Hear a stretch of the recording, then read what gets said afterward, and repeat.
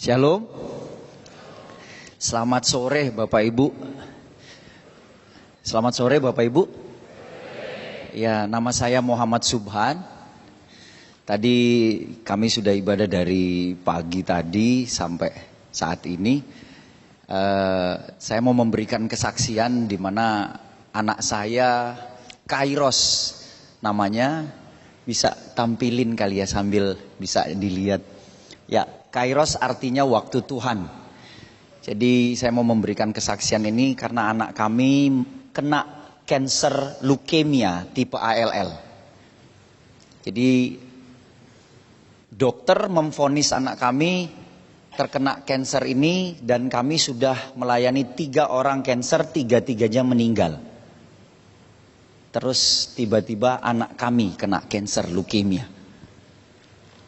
Saya punya istri hanya satu, nama memang Muhammad Subhan, tapi saya pengikut Yesus yang mati di kayu salib dan bangkit dan memberikan amanat agung. Itu saya Bapak Ibu. Keluarga masih di seberang, tapi sudah percaya Yesus ibu saya. Itu istri saya yang cantik tadi, ini 2 anak saya, yang satu yang botak itu namanya Kairos, yang kedua namanya Noah Jacob Subhan. Nah ini. Bisa lanjutin ini. Ini mukanya anak saya sebelum terkena kanker dan setelah kena kanker. Waktu kondisi ini terjadi, saya disuruh Tuhan untuk melihat muka anak saya. Saya bilang, ada apa di dalam muka anak saya? Terang-terang di situ nggak enak lihatnya dalam kondisi seperti ini. Tuhan bilang gini, lihat lagi. Saya perhatiin, sebelum ini berwarna. Sesudah kena kanker itu tidak berwarna. Berarti karakternya Tuhan itu suka akan warna. Kalau nggak suka warna berarti ego keluar. Kalau ada di negeri ini pengen satu warna, berarti egonya yang mau keluar. Next. Di rumah sakit di Jakarta, Medistra. Saya jatuh di sini waktu saya gendong anak saya, Kairos. Dia bilang, Papa kuat ya. Bapak Ibu, saya bilang iya, Papa kuat. Di sini enggak Bapak Ibu. Di sini mau hancur. Anak sakit saja itu rasanya enggak enak. Ya, apalagi divonis kanker leukemia tipe ALL. Saya tanya dokter, "Dok, anak saya bisa sembuh enggak?" Dokter jawabnya apa? Dokter bilangnya, "Kami usahakan." Saya bilang, Anda tidak menjawab pertanyaan saya. Anak saya bisa sembuh apa enggak? Ada cancer survive, dia bilang gitu. Ada cancer yang sembuh. Saya bilang, Anda juga tidak menjawab pertanyaan saya. Pertanyaan saya, apakah anak saya masuk di dalam kategori itu atau tidak? Dia nggak bisa jawab Bapak Ibu. Kami bawa. Anak saya bisa liatin. Ini kondisinya. Buka Alkitab, gak bisa baca Bu, Bapak Ibu pada saat itu. Momennya membuat otak saya gak bisa nurutin untuk baca. Tapi ada di sini, batin suruh bilang gini, kamu mau nyanyi gak Subhan buat saya? Saya bilang dalam kondisi seperti ini Tuhan, saya harus bernyanyi buat Tuhan. Dan suara itu kencang sekali Bapak Ibu. Lagu ini yang keluar. Biarlah manis kau dengar Tuhan. Manis kau dengar Tuhan. Manis Bapak Ibu? Tidak. Tidak manis. Proses kayak begini. Di samping anak saya itu ada orang India. Itu pembatasnya horden itu. Itu meninggal, hemoglobinnya sama, 3,2. Kairos bisa turun kencing, dianya enggak. Meninggal Bapak Ibu anak itu. Depan kami. Jadi kami tinggal tunggu giliran meninggal. Menunggu anak, giliran meninggal enggak enak Bapak Ibu. Saya bilang ini Tuhan, enggak rasanya ini kenapa bisa seperti ini? Enggak enak Tuhan. Mau baca Alkitab aja enggak bisa. Rasanya Tuhan gak enak, tapi Tuhan bilang nyanyi Suban, nyanyi. Biarlah manis kau dengar. Manis apa Pak? Enggak manis. Suruh nyanyi lagi. Karya terbesar. Karya terbesar no. Tapi Tuhan suruh nyanyi. Bapak Ibu, suara tuh audible sekali. Kami bernyanyi dalam posisi ini. Saya sama istri pegangan tangan sampai bilang gini, Tuhan kami serahkan anak kami Kairos di dalam tangan Yesus. Kami berdua mengatakan itu di tengah-tengah rumah sakit Bapak Ibu. Itu dokter dengar saya ngomong seperti itu pada saat itu. Saya tahu mungkin secara biologis anak kami. Tapi ini anakmu Tuhan, kami serahkan Bapak Ibu. Rasanya menyerahkan anak di dalam tangan Tuhan gak enak. Gak enak Bapak Ibu. Tapi Tuhan suruh nyanyi. Bersamamu Bapa. Sambil melihat ini. Ku lewati semua perkenanan mulia, teguhkan hatiku. Engkau yang bertindak,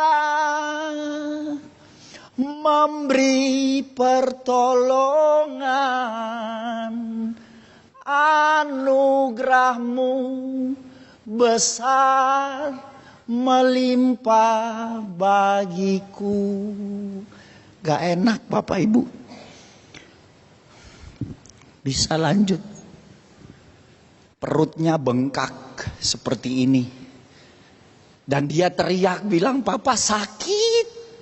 Dan kami harus bilang, Kairos kuat nak. Kairos kuat nak.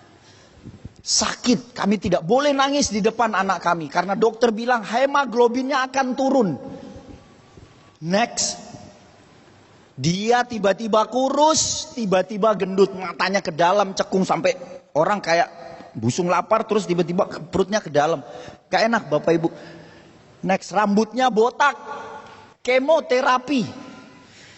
Yang membuat sel yang bagus dalam diri anak saya itu hancur juga. Mulutnya luka. Dia harus dibuat satu untuk transfusi darah karena tangannya sudah hancur. Next.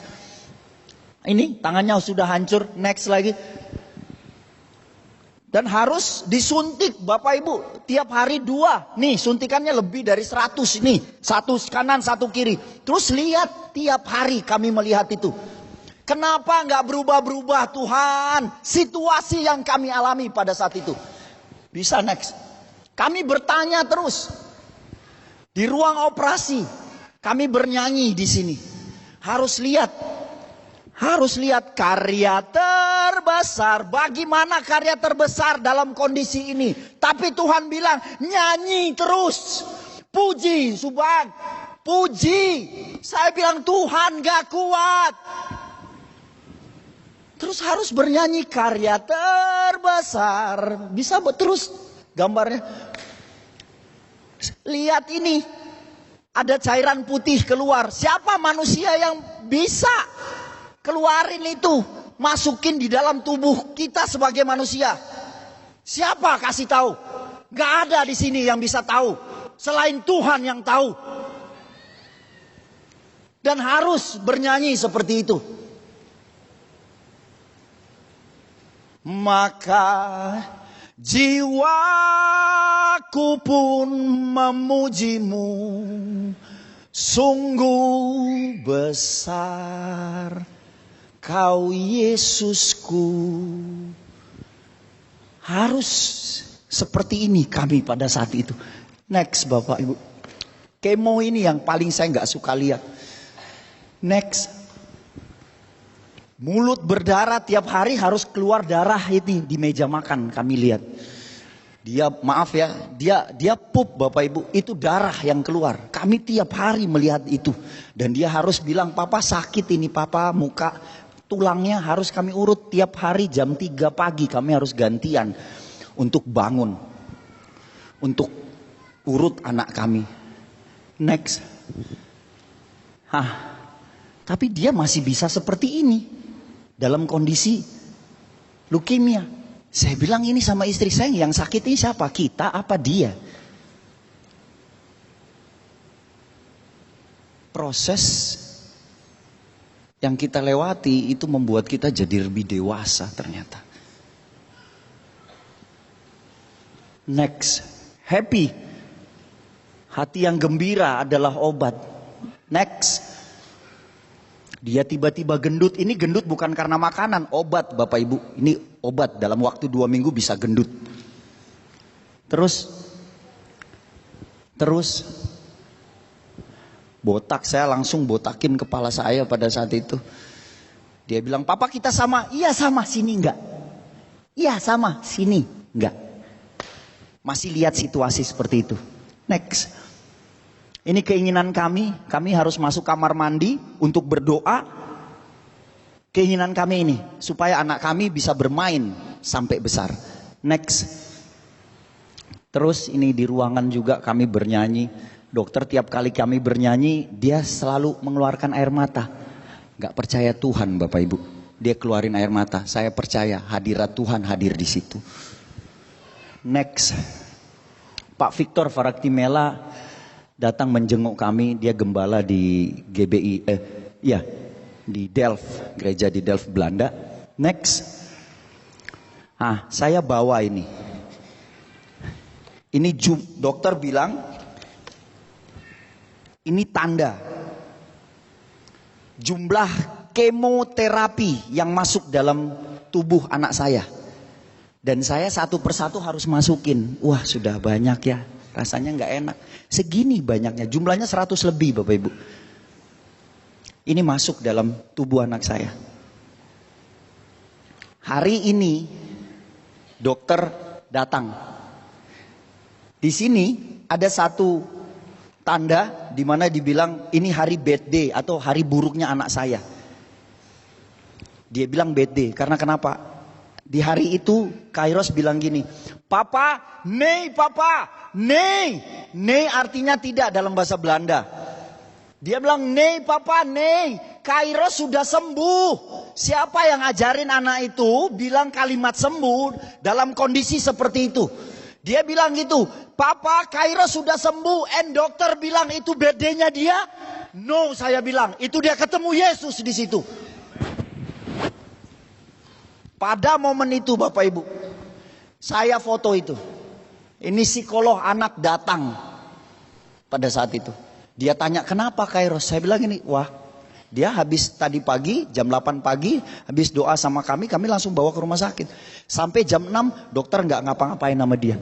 Bapak Ibu tahu, begitu balik lagi, setelah berapa hari, 4,5 bulan, saya tidur berdua, dokter datang sama anak saya, Pak mau ambil sumsum tulang belakang untuk cek virusnya tinggal berapa persen. Dia cek, sejam dia balik, dia kasih tahu, Pak, leukemianya virusnya tinggal 1% Bapak Ibu.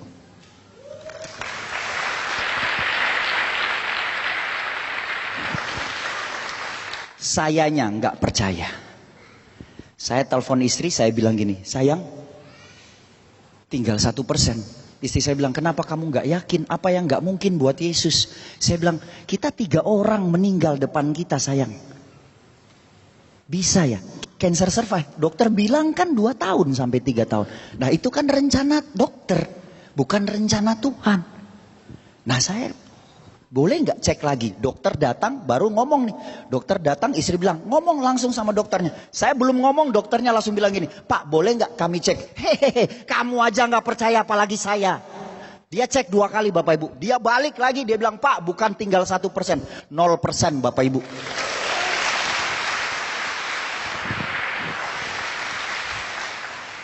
Next. Ini dia sudah sembuh. Dia sembuh Bapak Ibu. Dia sembuh. Ada videonya Bapak yang mukjizat. Habis yang mukjizat ada yang paling baru yang cuma 5 detik itu. Yang mukjizat dulu, yang mukjizat. Kami banyak belajar dari proses ini. Ini, coba lihat. Siapa yang bisa masukin itu? Air. Kental, putih. Kalau bukan Tuhan. Kami bernyanyi, dia ajak dance dokter. Itu selang ke dadanya itu. Orang datang untuk lihat. Saya ajak dia jalan setelah sembuh.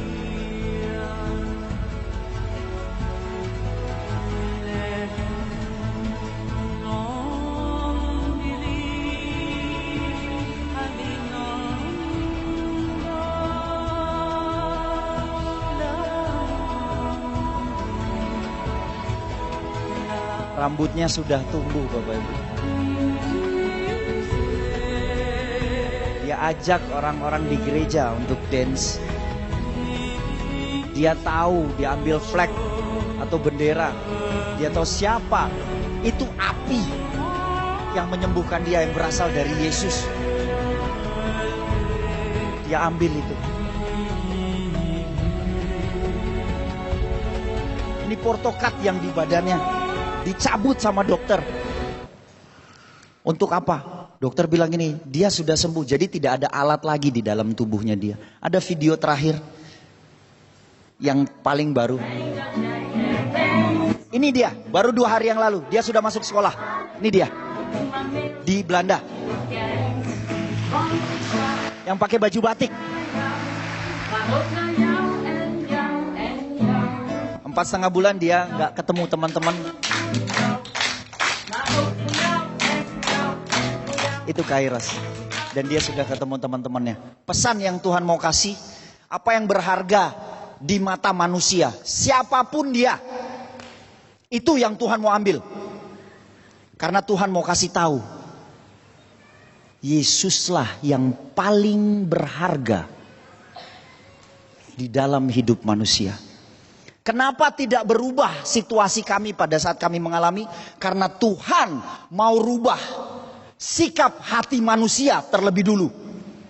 Baru situasimu berubah. God doesn't change your situation. But God, He is trying to change your heart first. And then your situation become different. Yesus memberkati.